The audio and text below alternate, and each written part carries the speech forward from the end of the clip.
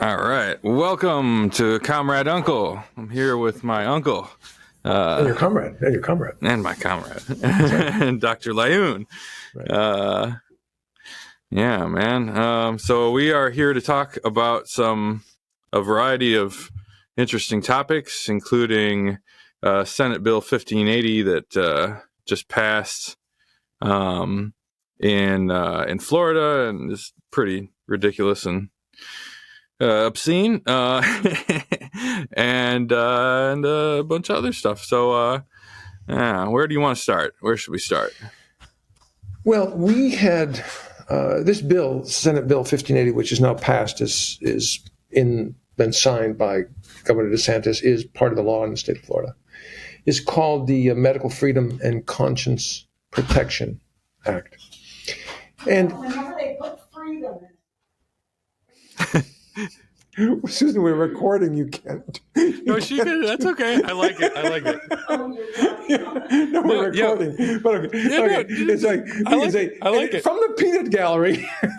Yeah. Right. Yeah. But of course, that comment is correct. Whenever the Republicans put freedom in anything, it is the exact opposite of what they're saying. But we had spoken in a previous episode when we talked about the beginnings of the HIV/AIDS epidemic, about physicians, nurses who refused to care for people who might have HIV/AIDS, who might be drug abusers, drug users, who might be gay, who might be Haitian. And I live that reality. This is not stuff that I have read, although I have read it, but I have lived that reality while I was at Cook County Hospital in Chicago in the early 1980s. There was actually a great deal of ethical discussion about this, and it was deemed ultimately that while, yes, nurses and physicians are not obliged to put themselves at risk to die to care for others, that short of that, our job is to take care of sick human beings who come to us, full stop. Just full stop. Right. We also, I believe, discussed some work that I had done in Latin America, and also in the early 1980s. Mm-hmm. And at one point in that work, this is in 1980, 1981, in what was at the time revolutionary Nicaragua, when I was working for the Ministry of Health, under another volunteer who was a Cuban intensive care physician. And I think the listeners may remember, may not, but I'll just briefly run through this. One day after we had finished in-hospital work and this massive clinic we had, it wasn't much of a clinic, I'll just remind you. It was an outdoor area where a couple hundred people would show up, and we'd do the best we could to take care of their problems. But it was better than the nothing they had under the dictatorship of Anastasio Somoza. But one night after all that was over, we gathered around, I forgot exactly where we were, but we gathered around this fire. We're drinking rum and beer and smoking cigars and cigarettes. And yes, I know it's not good for you, but at the time, we were doing rum. Well, there you go. And a young colleague of mine, probably the same age as me at the time, late 20s, early 30s,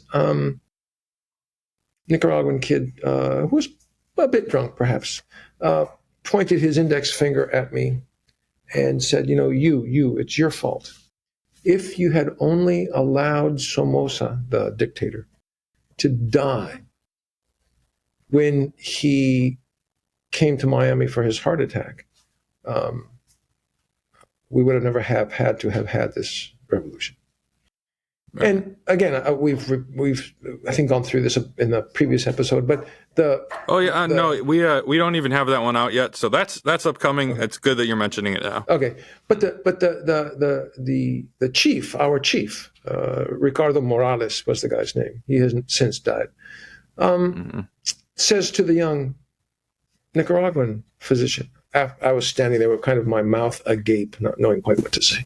He said, no, compañero. He said, no. We take care of anybody. We take care of everybody because we're physicians. If Hitler himself came to us, we'd care for him. We, of course, would turn him over to the authorities afterward, but we would take care of him like he was any other patient. That concept, which was lost for a while during the AIDS epidemic. I think organized medicine found out. And that concept that we care for everybody, that our biases, our fears should not play a part in the provision of medical care. That really stands in stark contrast to what's going on with Senate Bill 1580. Because with the Republicans, and it is indeed the Republicans who have done this, the Republicans in the state of Florida and their governor, what they have done is they have made it possible for any physician or nurse or lab or the EMS providers or the pharmacy or the insurance company, any of them, to deny, or the hospital itself, to deny care to anybody based upon their central,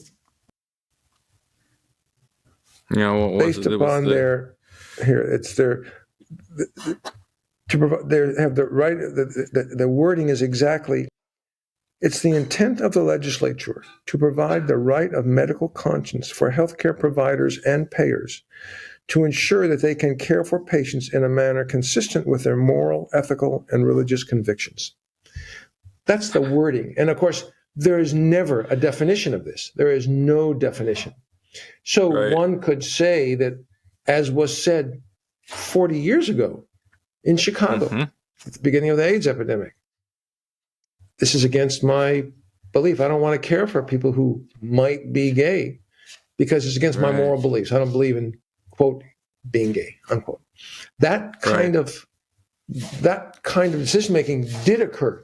It did occur. I was present when it occurred. I saw even resident staff behave that way. And when I came to Florida, at the University of Florida, I saw resident staff continue to behave that way related to people who had HIV/AIDS. And so the fact that this law is passed, it provides this extremely vague allowance for anybody in healthcare, essentially anybody, to say, I will not provide care because it offends my religious or ethical or moral sensibilities. It's really extremely dangerous. I mean, and one can begin to think, I believe that this was aimed directly at the heart of the trans community, is what I believe. But it's so vague that it can be used in any way that one wants. In any way. Right. I was thinking, denying abortion, denying you could not give somebody condoms. It seems like, right? A pharmacist I don't believe in could contraception. A pharmacist could say that I don't believe in contraception and I therefore am not going to provide birth control pills or condoms because I don't believe in premarital sex or sex that is that's done outside of the idea of creating a new life. There is simply no recourse if that's the case. The way the law is written, and it may be challenged, the ACLU of the state of Florida, in the state of Florida, is challenging it. Right. Well, like a lot of the stuff they're trying to, what they want to do is get it kicked up, ideally to the Supreme Court, where their friendly, buddies on the Supreme Court can be like, oh yeah, no, it's totally legit. I believe that's in fact, I believe that's true. Part that's of it. Probably their ace in the hole. So it is being appealed by the Florida ACLU. But what patient is going to be able to find, they go to a physician and the physician says, I can't care for you because you want birth control? I mean, they have to find somebody else. If they're locked into an insurance plan that's got selected providers, they may be out of luck. And furthermore, it's not like there's a clinic on every corners. The access Hastings Center, the latest piece in the Hastings Center report, argues that this is completely inappropriate, and not just inappropriate, but unethical. Because it compromises patient autonomy and flies in the face of beneficence and non-maleficence, which are central principles of medical ethics. And of course, as you'd explain what that is. Well, the principle of autonomy, which is discussed, I think for the first time roughly around 1917, doesn't come into full bloom for 30 or 40 years after. But it basically, it's the right of a person to control what happens to their body. Full stop. There are details, there's nuance, but that's really what it is. And that is the central issue in medical ethics. I can't give you treatment that you say I don't want. Prior to, decades ago, I could do that. Patients were brought in. Women were brought in. They were sterilized against their will. They weren't even informed about it. Yeah. That is considered grossly inappropriate. It's the lack of autonomy relates to both clinical care and research, and this all happened in the last century. So that principle is really extremely important at this point.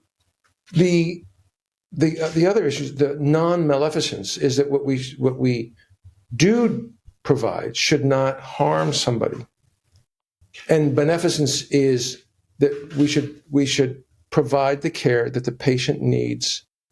Full stop. What they need is what we provide. While we may think about, for example, the impact of this patient's care on the national health budget of a country that's got a national health system, which of course we don't. While we may think about that in our administrative roles, while we're providing patient care, that is not an issue that we think about. What we think about is what this patient needs and how we can get it for them. Full stop. So this bill, this now law, flies in the face of all of that. And of course, one of the other principles is social justice, right? It's autonomy, beneficence, non-maleficence, and social justice. And the social justice component of medical ethics is a little challenging to deal with because of the way our health system is set up. But clearly, this bill, now law, flies absolutely in the face of the principle of social justice. Because any payor, any hospital, any clinic, any laboratory, any ambulance service can say, well, it's against my moral beliefs to care for you. And that's the end of that. You're in a car crash. You're drunk. I mean, you shouldn't be drunk in a car crash. You shouldn't be. But you're in a car crash and you're drunk. It is possible, given the way this law is written, for an EMS provider to say, I don't believe in drinking and driving. It's against my central moral beliefs, and I am therefore not going to take you to hospital. We're not going to provide care at the scene. It's so vague that many things could happen. So this is extremely dangerous bill, and it is now law in the state of Florida. What's also clear is that while there's no definition of what medical conscience means, and while the law does state that the law can't be construed as waiving or modifying any duty of a healthcare provider or payer to provide or pay for other services that don't violate their right of medical conscience. It's all so vague, including the part that relates to EMTALA, the law that states, the federal law, that health institutions and healthcare providers have to provide at least stabilizing care when someone's in an emergent situation. It's entirely clear that may be ignored. So the law itself is seriously problematic. Intriguingly enough, of course, one of the things that the law also states is that the healthcare practitioner will essentially have no discrimination against them, or will not be made to suffer any consequence for failing to provide, refusing to provide care to somebody. And I think what is a bow to the anti-vaccine COVID, anti-vax COVID types from the last pandemic we had. There's no consequence if the provider refuses to provide any medical procedure or service or treatment that may put the patient's health at risk or present a substantial and specific danger to public health or safety, which of course is what the anti-vax crew said about the COVID vaccines. So it opens up just a raft of options for abuse that may come to fruition. We won't know. It's so vaguely written that it's going to be extremely challenging to determine sort of all the implications of this law for at least for a while. As one might expect, groups like Focus on the Family, which is a right-wing Christian organization, has come out and said that this bill allows doctors to collaborate with patients to provide alternative treatments and safeguards the free speech of doctors as if that was ever at risk. Prohibits. There's some other bills as well that prohibit. It's the group Focus on the Family and their blogs called Daily Citizen is applauding the bill and a couple of other bills as well because they stop the World Health Organization, they say, from dictating policy in Florida, as if the World Health Organization dictated any policy. It's like the anti-Sharia laws, right? The whole thing's absurd. That they provide permanent protection against, quote, forced COVID-19 testing, masking, and vaccinations, which is just, utter absurdity. Ban discrimination in providing medical care based on COVID vaccination status. Well, just to be perfectly clear, we took care of, during the height of the COVID pandemic, hundreds and hundreds and hundreds of patients, many of whom, I was in North Central Florida, were not vaccinated and refused to be vaccinated. Many of them died. There was no lack of willingness to care for people who weren't vaccinated. We told them that it was unwise what they had done and they should get the rest of their family vaccinated. I don't think there was a single instance of that anywhere. I mean, I'll double check, but that you would have heard about that. Are you kidding me? Right. This law that we're talking about safeguards 1580. So supposedly safeguards the right of free speech for physicians. Again, an absurdity. There's no risk to free speech for physicians. What there has been is physicians and nurses who have promoted what are unsafe, untested, and then when they are tested, remain useless therapies, ivermectin, chloroquine, and so forth. When they have done that, they have been chastised to some extent, not significantly, but chastised to some extent. So there is really no issue about free speech for physicians, but they say this law protects that. And then allows doctors to collaborate with patients to prescribe alternative treatments. Well, I mean, what that is, once again, is ivermectin, chloroquine, stuff that's, simply absurd on its face. And of course, physicians were doing that. And I think it was wrong because it was pretty clearly proven very rapidly that it was at least questionable and then that it didn't work at all. Right. We didn't have an awful lot in the so-called medicine cabinet that we had access to initially. Initially, there was no vaccine. There was some antivirals, and then there was antivirals plus steroids, and then there was monoclonal antibodies, which worked for a while. They don't work so well now, but the law attempts to solve a problem, or I think it obfuscates significantly problems that more or less existed in an attempt to, in this specific case, point a loaded gun at the heart of the trans community, but it's way broader than the trans community. It's just that the trans community is weaker than others, and so of course the right is attempting to attack them. There are many reasons to oppose this bill. There are many reasons to stand with the trans community, but the most self-serving is that it'll be them first and it'll be us later. That's just the way this always works. Again, there are many reasons to stand with them. The Hastings Center, a guy named Craig Klugman at the Hastings Center published a piece and that made many of the same points I've made more eloquently, for sure. But one of the things he comments on, which I think I'd like to just read briefly because it really matters. And he says,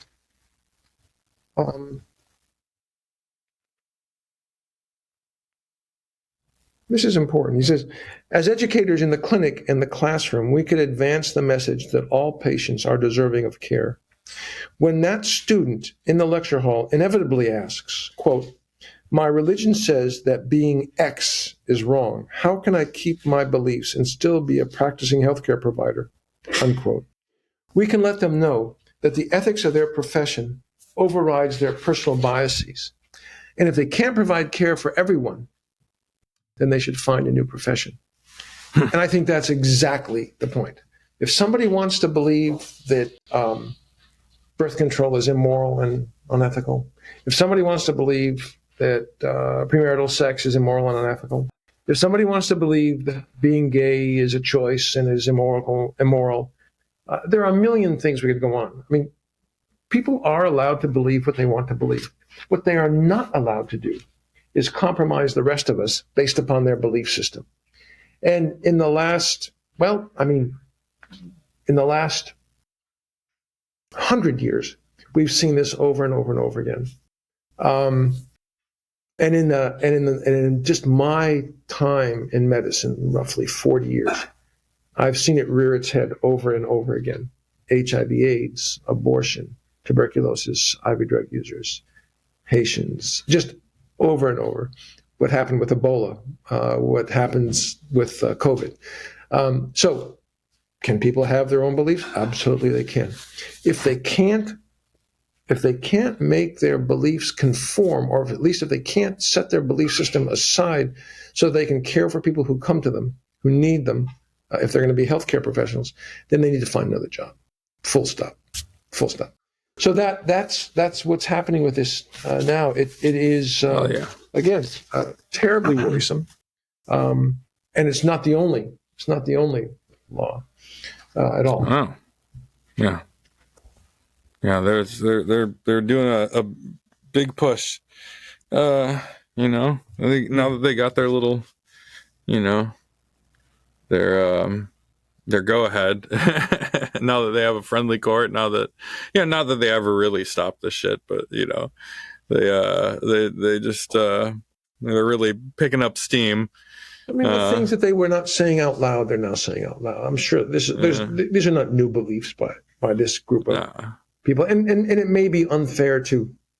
In fact, there's one Republican I know, so it's unfair to paint all of them with the same brush, but the vast majority, at least, appear to support this kind of legal maneuvering to remove the rights of their fellow humans. And while the Dems may make all sorts of mistakes, and they at least generally don't do things like this. But this is just huge. What is a problem, though, is while the Democrats in the state of Florida, the organized Democratic Party, is fighting and has fought very diligently against this, and these laws that are like this, they're in the minority because of gerrymandering. Look, I think it's important to differentiate between, state level politicians and national politicians. I think the national Democrats are a good deal worse than, not all, but then the local ones certainly can be. There's some very good, very, very good people, and they're who wield a fair amount of power, as we can see with the Republicans. They've gerrymandered their way into power, and they're pushing through all kinds of crazy shit. Right. They have power. I mean, not that the national Democrats don't have power. They pretend not to. Well, and when they had power, they didn't do what needed to be done. I mean, it is the one of the things that's at least vaguely, and I say vaguely because it's really not amusing, but vaguely amusing, is that during the Cold War, we in the United States, certainly our government, used to make fun of the Soviet leadership because they were a bunch of gerontocratic guys, all guys, mostly guys, all old. And you look at our leadership now. I mean, from Dianne Feinstein to the president. I mean, and the senior leadership is really senior.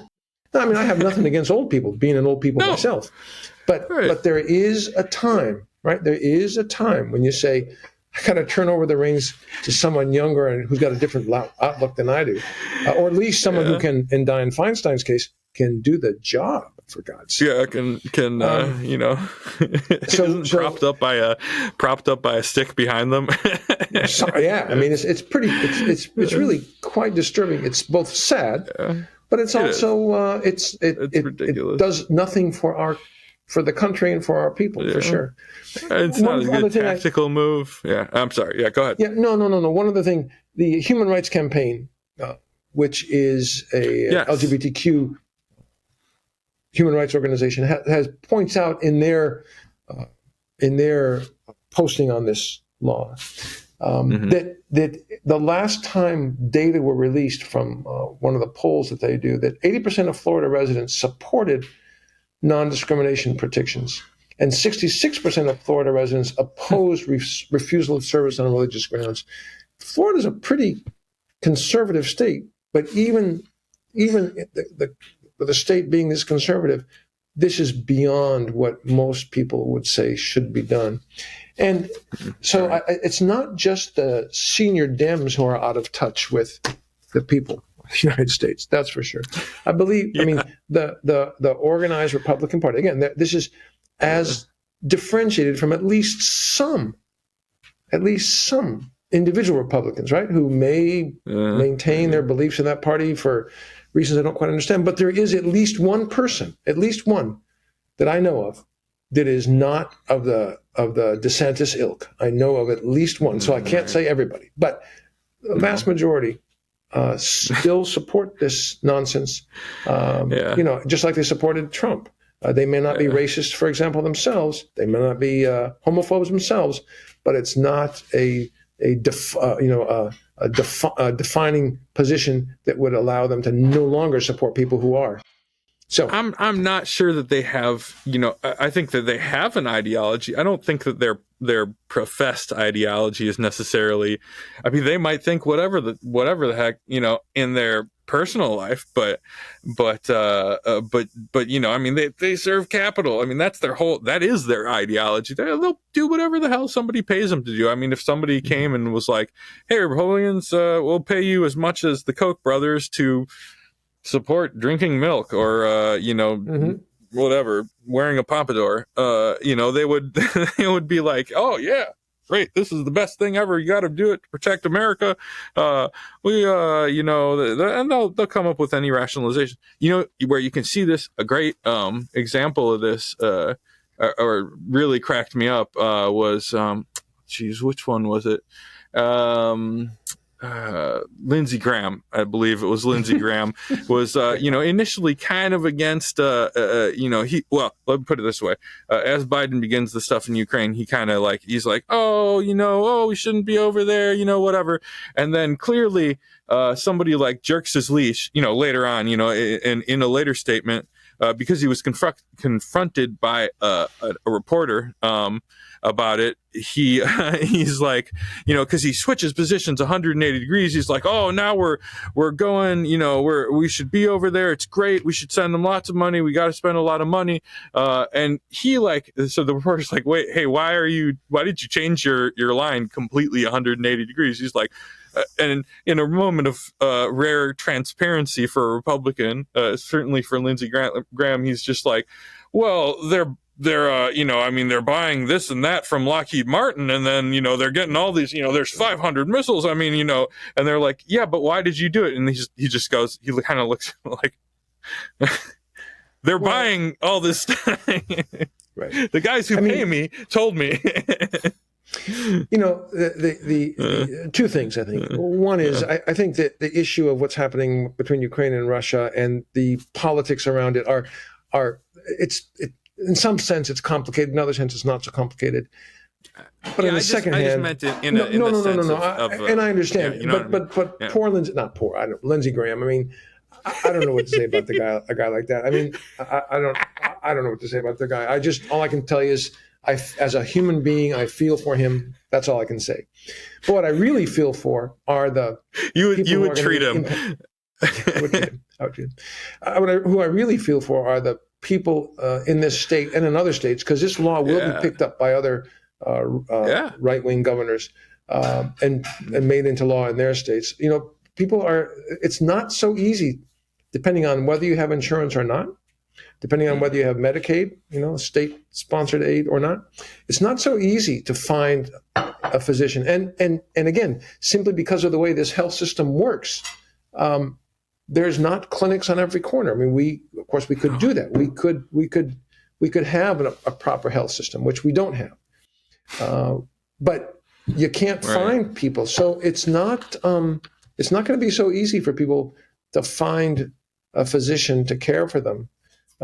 If in fact that physician decides that because of that they're gay or trans or brown or black. Now, you're not supposed to be able to or their insurance or their health network. I mean, like if they're it doesn't even matter what the doctor thinks. Maybe the doctor's willing, maybe the doctor's not willing. But if your insurance, the only people that you can go see, and your insurance company is like, hey, fuck you, we're going to do X. Then there you have no option. Where are you going to go? You're going to go down the street. You're going to change insurance companies? Yeah, right. Maybe you only I only have one choice, basically. Sure. No. This is true. I mean, it ranges from the individual clinics and providers to the labs, to the hospital, to the EMS system, to the insurance companies. So all of them are protected. Who's not protected are our fellow citizens. They're not protected. Right. And that is really very, very much a frightening thought, given what happens in the country today. So could we fix this? Well, the answer is, of course we could fix it. And the way we fix this is, I believe, with national legislation, national anti-discriminatory legislation, full stop. Again, if you and I are colleagues in a hospital, we're both physicians, right? And there's something that I feel uncomfortable taking on. And uncomfortable can be for a million reasons. It may be because I've only done 30 procedures and you've done 100. And so I don't want to hurt anybody. I can certainly go to you and say, hey, listen, would you cover this for me? Would you take care of this patient for me? Talk to the patient, tell them why, let it happen. That happens all the time. And sometimes it happens because an individual clinician may be uncomfortable with what's specifically requested. That does happen today. But we are mandated to find somebody else. The way this law is written, explicitly, if I don't like what someone's asking for, I don't have to do anything. I don't have to refer them to you. I don't have to refer them to anybody. I just say no, against my morals and ethics.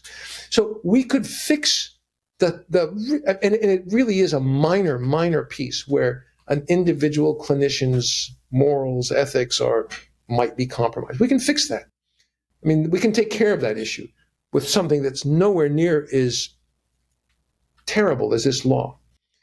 And we could make sure that people have, our citizens, that our fellow citizens have access to high quality and safe healthcare when they need it. Then the way we would do that is of course, through a Medicare for all provision that has been laid out, Bernie Sanders, but others as well. Physicians for a National Health Program, which I belong to, by the way, has laid this out for years and years and years and years. We could do this. We can do this. We can afford to do this. In fact, it would save significant money. Significant money. It would pay for itself significant money. There's just no question about it. The data exist. Yeah. And the quality and safety issues, accessibility issues, all of those would be improved. I believe it's the Kaiser Family Foundation does a study every handful of years on the top 11 countries in the world, richest countries in the world, and on their health system. And in every single solitary one of those studies that have gone on, I believe they started around 96, but I could be off on that. But the latest one was, I believe, in 2019, 2020. The United States is number 11 out of 11. I mean, every year we're the most expensive, with the least access, the poorest quality, full stop. I mean, we can fix this. Again, we've talked in the past about the outcome, the output of a system is the output that the system was designed to give. And the output of our health system is the output that this health system was designed to give. It does make a handful of companies and individuals extremely wealthy, mostly companies and companies. But in terms of providing appropriate care, preventive, and so forth, to our citizens who become patients who need health care, we're not so good. And it's disturbing today. It was disturbing 40 years ago, and it will be disturbing long after I'm gone until we fix it. And we fix it, I think, with a national health system. It could have multiple configurations. We talk about Medicare for all, which is essentially the feds being the insurer of choice, everything else more or less existing the way it is today. But it could look like the German or Dutch system, where there is a federal option, but there's also private, not-for-profit insurance companies. It could look like the British system, in which the state, until recently at least, owned the hospitals and employed the doctors and everything. There's a I would prefer that, deal of there's a great every system, every one of these systems has got its own sets of issues that we'd have to deal with. Nothing is panacea. Nothing is perfect. Right? We would still struggle, no matter what, with making sure that what was needed for our people was obtained. There's no question about it. But better doing that with the feds, right? Or even, frankly, a not-for-profit insurance company than with a bunch of for-profit institutions whose bottom line is the bottom line. Right. So again, my for me at least, Medicare for all is what I'd like to see. But this is something that we could discuss. I mean, there are options. As a bare minimum. Yeah. There are other options. So anyhow, that's the one of the disturbing things that's happening on our horizon here in Florida. But Ron DeSanctimonious at it again. There you go. There you go. Dickweed. There you go.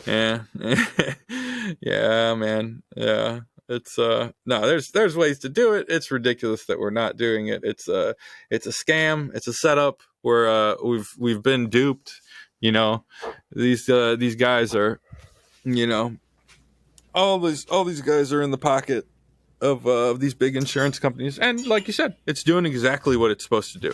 This is how, when you make it a business, you put profits before people. Of course, people are going to come last, and then as a logical extension of that, why not shrink the amount of people, if nothing else? Sure. Sure. Yeah. Well, again, I think in the sense of shrinking the number of people who have access, I think, again, to focus, like a laser beam, as they say, on this bill, the attack is clearly on the LGBTQ community, without a doubt, in my mind. But it's simply the tip of the spear that will go. It's women's health. It's you name it. This will be used to attack all of us. And I cannot I cannot get out of my mind Pastor Niemöller's poem, right? Which, it's not that I think that Adolf Hitler is Ron DeSantis or vice versa. It's not that. But the concept is really important. At first, they came for the communists, but I wasn't a communist, so I didn't do anything. And then they came for the trade union workers, but I wasn't a trade union worker, so I didn't do anything. And then they came for the Jews, but I wasn't a Jew, so I didn't do anything. And then they came for me, and there was no one left to do anything.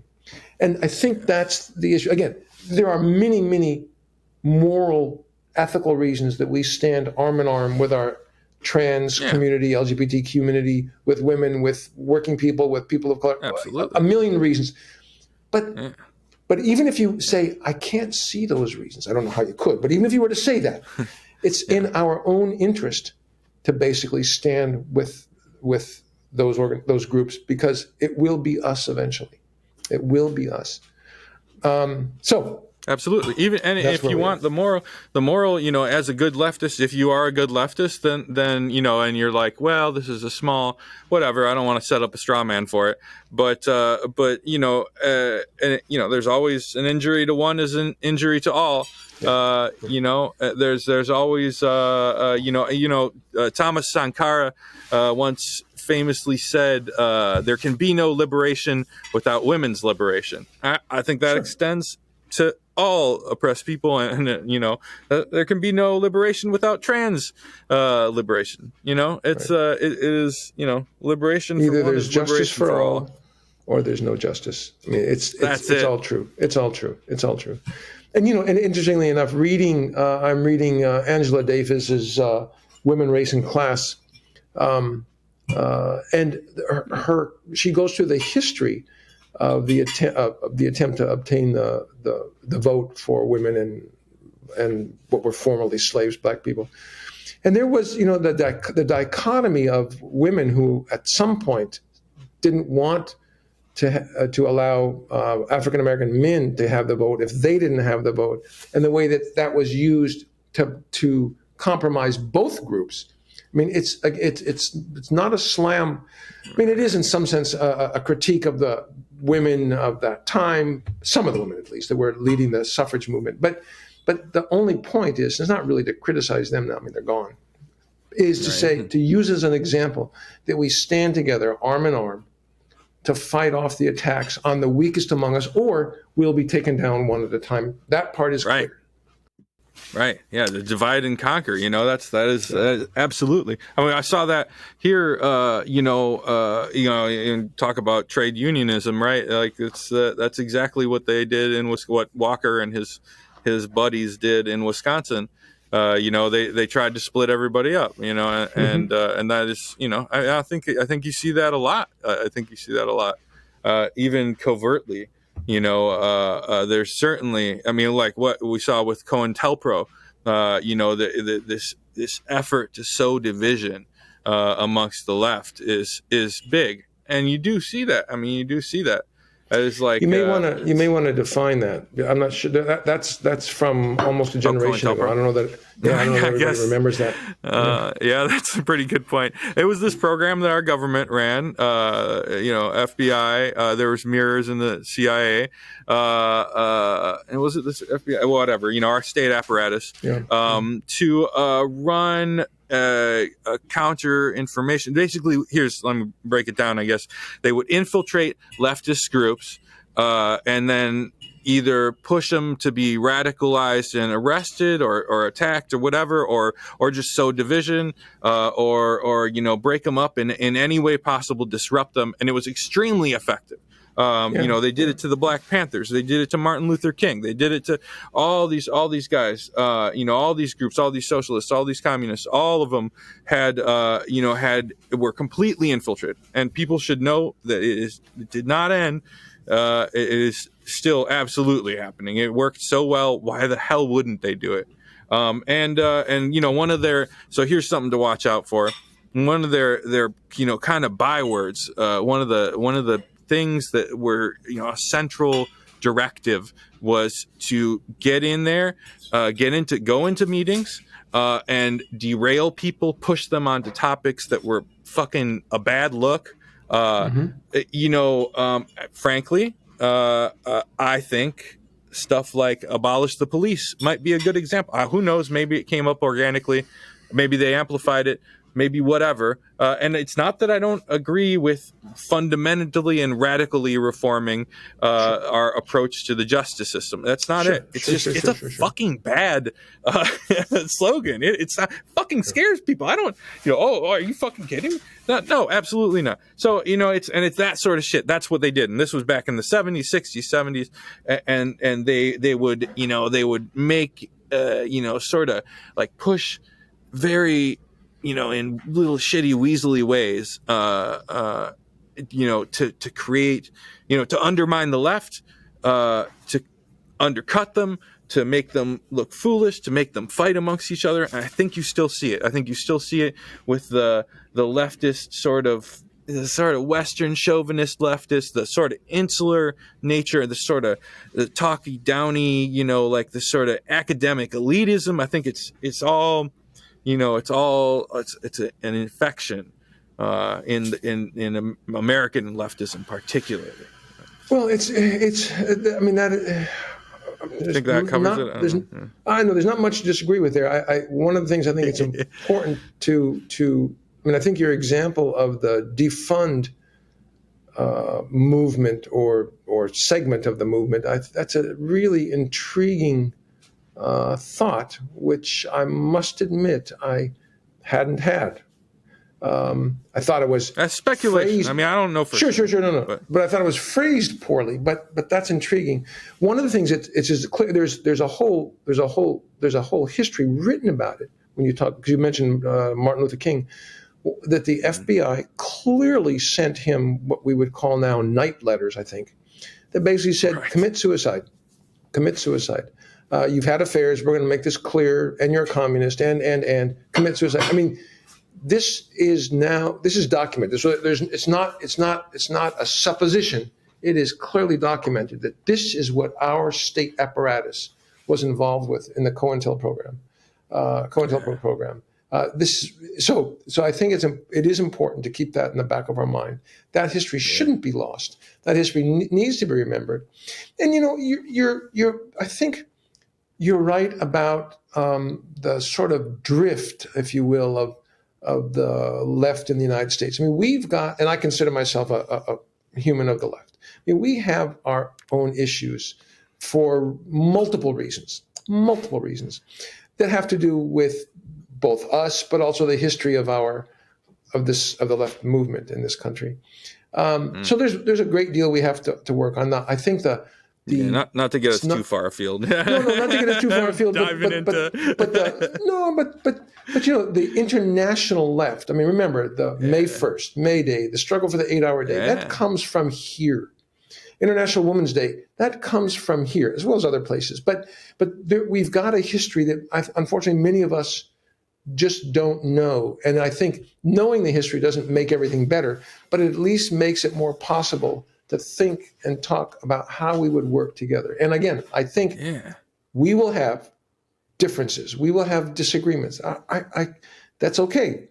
I mean, the general impetus, the general move, though, has to be toward inclusion, not exclusion, and justice, economic and social, for everybody. If we can move in that direction, we'll disagree on some things, on some tactical things, maybe even some strategic things, but we'll move in the right direction. I think that's what we have to do. Yeah, absolutely. Class-based analysis. We talked about the Black Panthers. I mean, that was very central to their whole thing. They were not just about empowering Black people. They were talking about class war. They were talking about, poor white people. One of the things we briefly wanted to touch on, if it makes me think of this, that thing that happened in New York or whatever, where the Marine choked out some dude who was a homeless guy who was having a mental health breakdown or whatever you want to call it. He was freaking out, right? This guy's on the subway, he's freaking out, and this Marine, ex-Marine, maybe whatever. Anyway, this one of these Semper Fi chuds. The young guy who was having the mental health episode was a guy named Neely. And the former Marine, he was an African-American kid, homeless, poor, obviously. Yeah. And the guy who put him in the chokehold was this guy whose last name was Dennis. I've forgotten his first name. And it was a vigilante episode on the subway. It was vigilantism, without a doubt. Yeah. I mean, there's a range of things you can say. I mean, I wasn't there. I don't know. But one can become afraid. One can become fearful of what somebody might do. And certainly folks who are having mental health episodes, I've seen it in the ED. I've certainly seen it. People who are having mental health episodes and are violent. So it's certainly possible to be afraid. It's certainly possible to want to try and calm somebody down. It's certainly possible to consider that you might need to, hold somebody tightly, put them, wrap your arms around them so they can't hurt somebody else or themselves. All of that's at least possible. That's not the same as putting somebody in a chokehold and killing them. Absolutely. Right? Absolutely.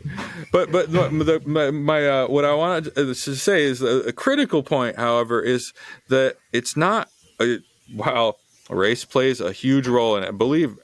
I do believe that there was a racist element to that. However, there's also a class element. We have completely abandoned the idea of public good for mental health. I mean, forget something as good as Medicare for all or whatever. We open under Reagan and to a different extent under other presidents, we basically ejected all these folks from mental health institutions, which had their problems, into the streets. And the population of homeless people has skyrocketed, especially since COVID. And then there's this other factor of this sort of the immiseration and the cutting back of even folks who get some benefits from the government, whatever, Medicare or whatever. And Biden just fucking, all this shit that he was praised for, he dropped all the sort of COVID subsidies, which I think is despicable. But we've got folks that have mental health issues, or just we're flooding the streets. We have no safety net for these people, and this is an issue of class. It's not just I don't know. I've been in scary situations with mentally ill, homeless, white people too. It's not solely that. I mean, like I said, I really do think it played a role in this. But that the reason I said that is just because it's like it's all encompassing thing. It's this whole thing with capitalism where it's like that's the need for solidarity. That's why we have to come together. That's why it's not just an issue of being black, or not just an issue of being trans, not just an issue of being a socialist or a communist or even a leftist or anything. It is, it truly is. This is class war being waged, and all these methods of division are just to avoid gaining the basically a class consciousness amongst all these people. Well, your commentary reminds me actually of two things. One, we talk about this Florida bill, Senate Bill 1580, and how it might be and probably will be picked up by other right-wing governors and states throughout the country. And it's important to remember that Ronald Reagan started his political career as a hack for General Electric, but he was governor of California. And it was in the state of California that he took a problematic system and the institutions for mental health institutions did have problems. They did need to be addressed. There were organizations, I remember them, that argued very strongly against those institutions because they were abusive. And so there were problems. But what he did was he eliminated the organizations, the institutions. He said that what would happen would be that we would have halfway houses where people could live until they could be on their own. and they would be funded. And then in California, he got rid of the funding for the halfway houses, and people were then homeless. It was a perfect ploy that we fell for. There was a network against psychiatric assault, NAPA it was called, that talked and wrote eloquently about, and this is in the mid 1970s, as I remember, early 70s, mid 70s, eloquently about the abuses that were going on in these mental health institutions. It needed to be addressed. There's no question about it, no question. But there's also, with all respect to everyone who thinks autonomy, as do I, is important, there are some people who are so debilitated that you can't say to them, okay, just stay on the street, it's all good, never mind, I'll walk away. Right. That simply, it's a minority, I suspect, and there's many ways we can address this, not with, it's not a law enforcement issue, but there are some people who need our help, loving help, I would say, and I don't mean it in a mushy way, but that's what it is, to be able to function because they are so disabled, debilitated with mental illness. And there are others who are, and the literature on people who are unhoused / homeless, the acute people who are acutely unhoused homeless are frequently women and kids who are in abusive situations. Right. So for some, Absolutely. It's not a matter of mental institution; it's a matter of housing, jobs, and safety. Right. So there's multiple Absolutely. Ways we can address this. It could be addressed. We refuse to address it, and then we point to the homeless as, see the problem we've got. Yes, it's a problem that we allow to fester. There are data. Yeah. Homelessness is a policy decision. Full stop. It's Absolutely. A policy decision we've made not overnight. It wasn't just George W. Bush. It wasn't just Bill Clinton. This has been going on since the neoliberal politic came into existence roughly in the early 70s, very late 60s. And it's a 40-year process. It's been ongoing. So it's not going to be fixed instantly. And my suspicion is that Joe Biden isn't the guy who's going to fix it. But it is a fix that we could do if we so chose.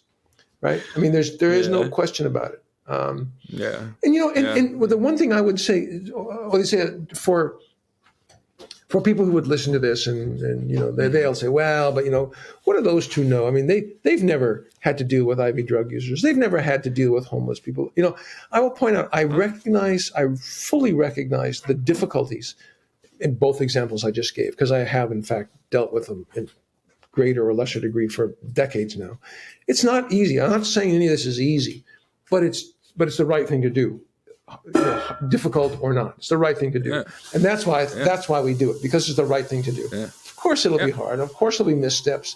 Of course, people of good faith trying to do the right thing will trip over their shoelaces and do something that's wrong. I mean, we have to both demand justice and fairness, but we also have to be empathic and forgiving when we make a mistake, because mistakes get made even when you're trying to do the right thing. And learn from the past, learn from the past mistakes. My personal connection to a lot of this is, so when there was the Wisconsin uprising, basically Walker gets into power, he passes, I kind of mentioned that earlier, starts passing along with the gerrymandered his buddies, his Republican buddies in Wisconsin. They pass insane stuff, busting the unions, cutting back all kinds of public, of the safety net, everything from infrastructure. I mean, they really went on an all-out attack. It was this idea. It's funded by the Koch brothers, of just going on an all-out assault.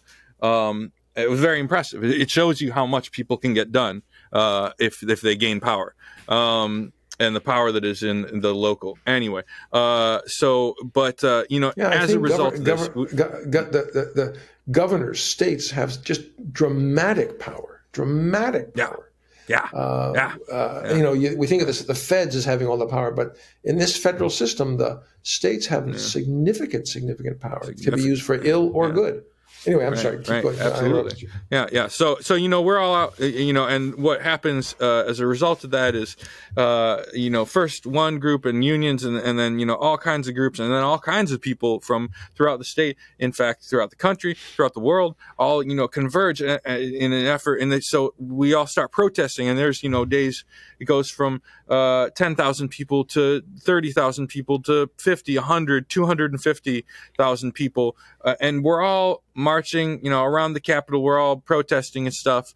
We occupied the Capitol. As a result of this, because we're on the streets day after day, we come into contact with the homeless population, with the mentally ill, with the acutely. I don't know. I take meds. I'm not. I don't mean it as a pejorative. I have mental illnesses myself. Sure. Mental illness is illness. Full stop. It is. It is. Right. It's like needing glasses, whatever. But so we're like right there. We're like cheek by jowl with these folks, and like I know for myself and a lot of other people that were involved in the uprising, it was impossible to turn away from. There's this idea of the homeless as like, picture a homeless person, right? You get this idea in your head, right? Like even I, who have all this, intimate contact, and it's like, that's an abstraction, but like the reality is like, these are people's brothers and sisters and daughters and uncles and whatever. And it's like, for the vast majority of them, it's not, first off, nobody fucking chooses to be homeless. Secondly, it's like, like they have a house fire, they have bed bugs, they get bed bugs, and it's like it wrecks everything. It makes this catastrophic cascade of things that can take you from living a nice, comfortable middle class life to being out on the streets in a matter of months. We are precarious. That precariousness leads us to be more conservative. It makes us play into the hands of the ruling class. But setting that aside, so I'm down in the streets, and myself, like a lot of other people, couldn't turn away from this reality that we found. We found this reality, and it was so striking that it was impossible to turn away from, impossible to just shut your heart off, and turn away from these people that were suffering right in front of you. And so, we started this, at first we started doing just direct outreach stuff, like giving people food and blankets. We'd get food that would come in for the protests and stuff, and we would hand it out, of course, to the protesters, but also to all the homeless people who all gathered around. Because we were doing these encampments, they would come in to the encampments, and we would see them, and they would interact with us, and we get to know them as people, not just as a faceless mass. And so, we started doing that, and it got to be, it was cold. We started getting blankets. We started getting jackets. And that kind of evolved. And I wound up starting this charity with some other people where we would basically get around Christmas. I am not a Christmas guy. I'm not a religious guy. I never liked Christmas. But we started this charity just as we saw a need, and we tried to fill it. And because, of course, these attacks were on teachers, as well as all other kind of unions, we had connections inside of the teachers. And so inside of the teachers union, inside of the schools, and they kind of pointed to us this huge gap. There's people, there's presents going to people who are in shelters, but then there's a lot of other people who are doubled up or living on couches. There's a lot of kids. I mean a stupendous amount of people. It's in the it's outrageous. I don't have the number off the top of my head, but it's way more than you would think. Homelessness has skyrocketed, especially since COVID. And so we would gather up presents, and we, I think in the time, my tenure, we served like maybe 10,000 children, of giving them presents for Christmas, and the stuff. You would see shit that would break your heart, man. And people wouldn't be asking for much. They would just be asking for like socks for their little brother or something like that, or the simplest, littlest things. People aren't asking for Xboxes; they're asking for like winter boots. Right. Right. No, I think I mean what you guys did, and the group of you. I know it wasn't just you, but what you guys did during the uprising when Walker was governor there, I think is really, really important. And I think it simply makes the point that if you look at something and refuse to see it, you won't be touched by it. There's a paper that my colleague and sister and I just wrote on this very issue. Who can take on the suffering of others? Your mom. Yeah, your mom. My sister, my colleague, my comrade sister, your comrade mom. And we've now submitted. I think you've seen it, haven't you? Oh yes, I read it. A number of times. And the issue is your demand for democracy, right? That's what it was. Can't exclude others who are maybe by some people considered lesser than you guys.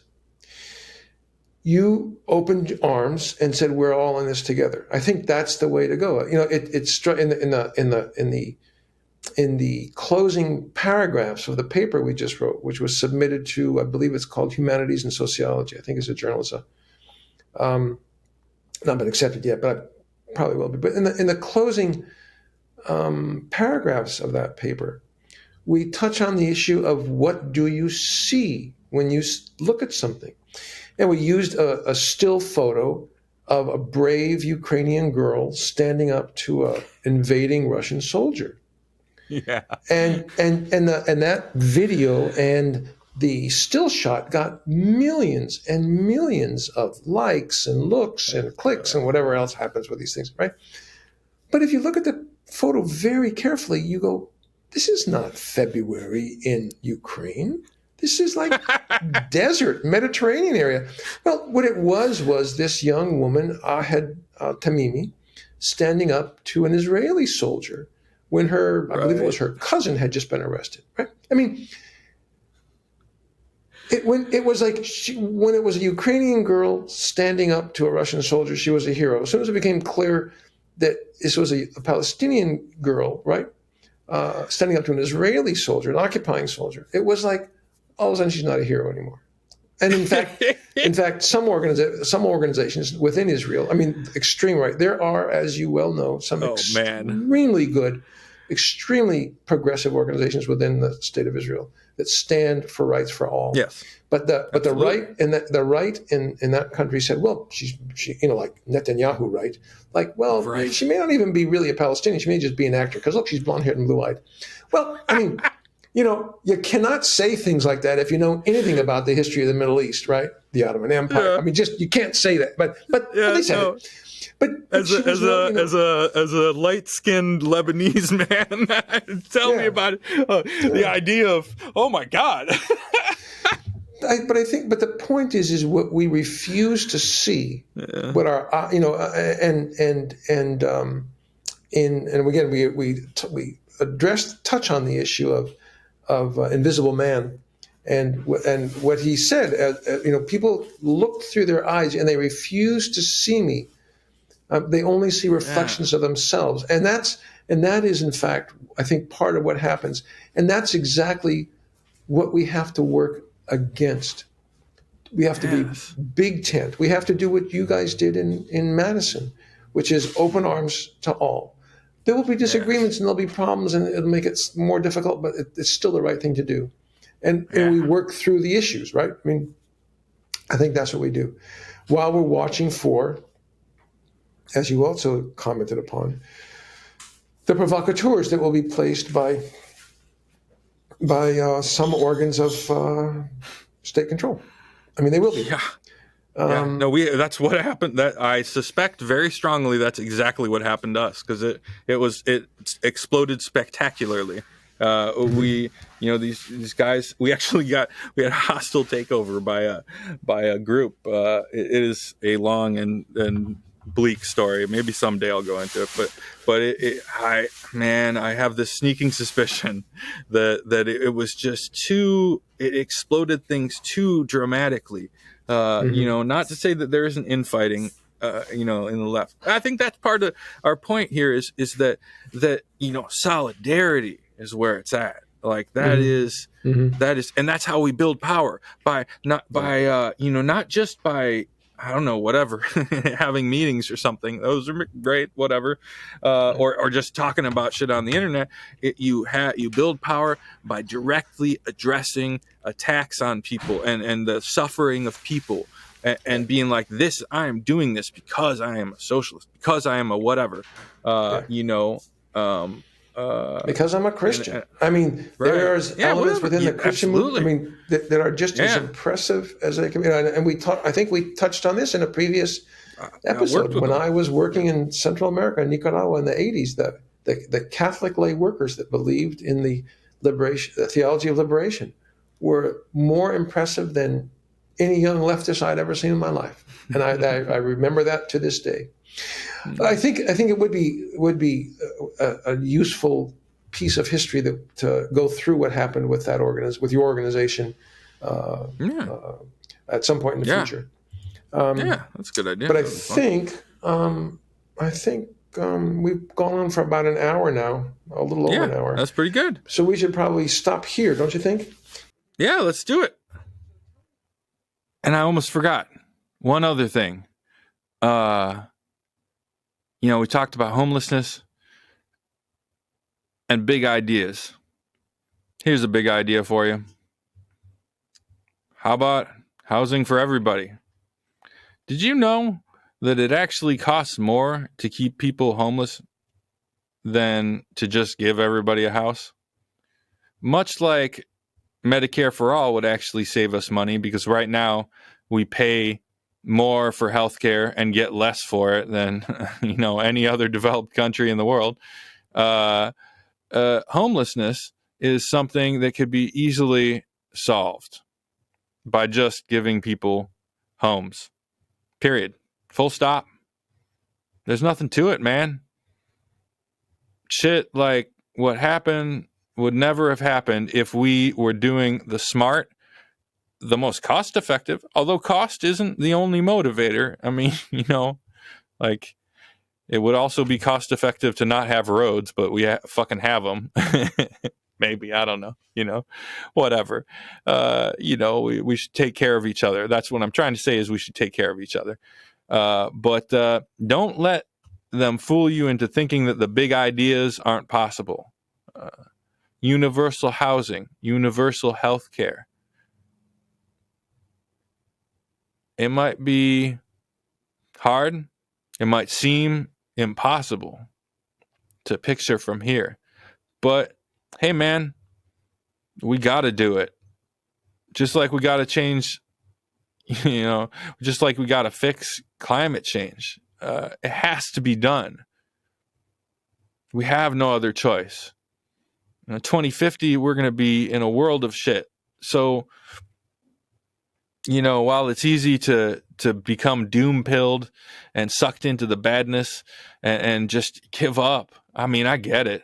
But that's an abdication of responsibility. That means giving up is pretending that you're not responsible for changing the world. Now, you think about, I don't know, for folks my age or younger, you think about the world we're being handed. That is, with this catastrophic climate change, the sea level rising, it is a fucking disaster. And it's easy to get pissed off at earlier generations for handing us a world that is fucking melting down. But they, we are them. Our kids, our next generations, the people that follow us could look at us and be like, what the fuck? Why didn't you do anything? So I think to give up is to, first of all, be a fucking hypocrite. if you give a shit about the climate and are mad that it's not what's happening is happening. But it's up to us, is what I'm saying. It's up to us to fight against capitalism, to fight for a better world, to save the world, literally save the world. And nobody else is going to do it for us, man. We got to do it. We got to do it, and we got to fight together to do it. And all these little struggles, they're all part of the big struggle. So fight together, look out for each other, do it on every level, from taking care of your friends to taking care of strangers to taking care of people across the world, to fighting for, Palestinians, for whatever, Yemenis. So anyway, that's it. That's all I wanted to say. I love you guys. You're not alone. Keep the fight alive. Stay strong. Keep your head up. And yeah, catch you next time.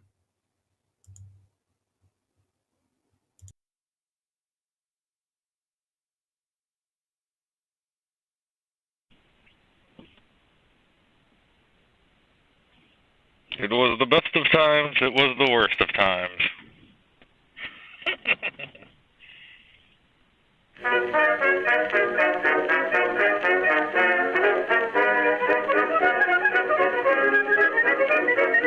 Up to mighty London came an Irishman one day. As the streets are paved with gold, sure everyone was gay. Singing songs of Piccadilly, Strand and Leicester Square.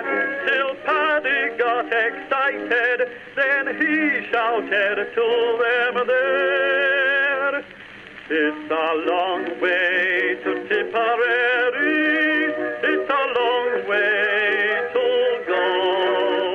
It's a long way to Tipperary, to the sweetest girl I know. Goodbye, Piccadilly, farewell, Leicester Square. It's a long, long way to Tipperary, but my heart's right there. It's a long way to Tipperary, it's a long way to go. It's a long way to Tipperary, to the sweetest girl I know. Goodbye, Piccadilly, farewell, Leicester Square. It's a long, long way to Tipperary,